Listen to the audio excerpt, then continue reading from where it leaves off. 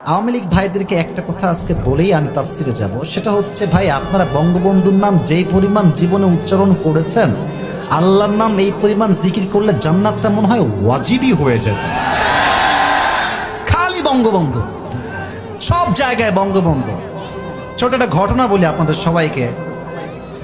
বিদেশ থেকে এক লোক আসছে আমাদের এই বাংলাদেশে। তো আসার পরে তিনি ল্যান্ড করেছেন চট্টগ্রাম বিমানবন্দর। কোন গ্রাম? কুড়িগ্রামের ভাইরা। নেমে he was coming back to Dhaka, ঢাকার দিকে আসছিল।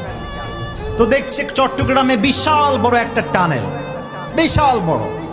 তো উনি বলছেন যে how come it possible man, the people of Bangladesh they are very poor, তোমরা তো খুব গরিব মানুষ, গরিব দেশ, এত বড় টানেল কেমনে আসলো, এটার নাম কি? বলছে এটার নাম হচ্ছে বঙ্গবন্ধু টানেল। বলছে তাই নাকি, চলো সামনের দিকে যাই। এবার আসছে ঢাকায়। ঢাকায় দেখছে বিশাল বড় বড় ফ্ল্যাট, বিশাল বড় বড় দালান আর কোঠা দিয়ে ভরা। বলছে what's the name of this place, এই জায়গার নাম কি? বলছে এই জায়গার নাম হচ্ছে বঙ্গবন্ধু অ্যাভিনিউ। বলছে ও আচ্ছা আচ্ছা, সামনের দিকে চলো।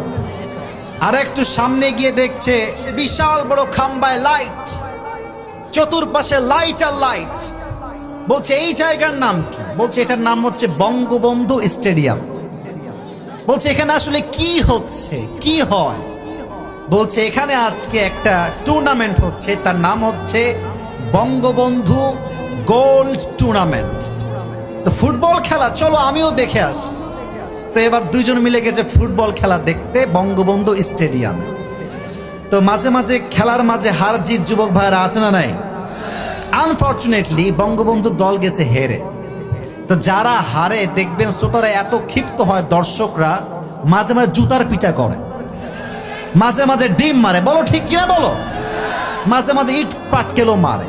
তো বিদেশি লোকের কপাল খারাপ, লোকেরা মারছে কয়েকটা ইট পাটকেল, একটার মাথায় লাগছে, মাথায় লেগে সঙ্গে সঙ্গে অজ্ঞান।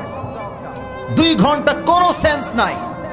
2 ঘন্টা পরে এমনি চোখ খুলেছে। আমি কোথায়? তাকে বলা হলো আপনি এখন আছেন বঙ্গবন্ধু হসপিটাল। এই লোক কয় ভাই আল্লাহর হস্তে মাফ চাই, এরপরে আপনি আমাকে বঙ্গবন্ধু কবরস্থানে নিয়ে যায় না যুবক ভাইরা।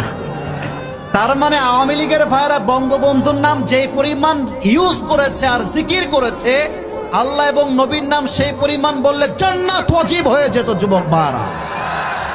এখন আর বঙ্গবন্ধুর সৈনিক বলে আপনারা বাটপাড়ি করার সুযোগটা আর পাবেন না যুবক ভাইরা।